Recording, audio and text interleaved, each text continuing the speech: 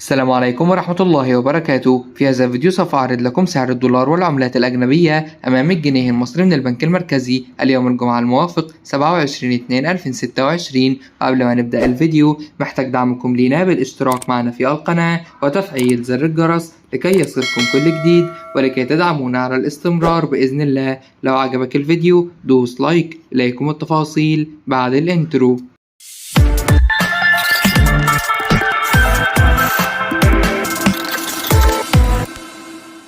سجل الريال السعودي شراء 12 جنيه و67 قرش وبيع 12 جنيه و71 قرش. سجل الريال القطري شراء 13 جنيه و4 قروش وبيع 13 جنيه و8 قروش. سجل الدرهم الإماراتي شراء 12 جنيه و94 قرش وبيع 12 جنيه و98 قرش. سجل الدينار الأردني شراء 66 جنيه و93 قرش وبيع 67 جنيه و31 قرش. سجل الدينار الكويتي شراء 155 جنيه و54 قرش وبيع 156 جنيه و5 قروش. سجل اليورو شراء 56 جنيه وقرش وبيع 56 جنيه و18 قرش. سجل الجنيه الاسترليني شراء 64 جنيه و9 قروش وبيع 64 جنيه و28 قرش. سجل الدولار شراء 47 جنيه و52 قرش وبيع 47 جنيه و66 قرش. في نهاية الفيديو لا تنسونا بالاشتراك معنا في القناة وتفعيل زر الجرس.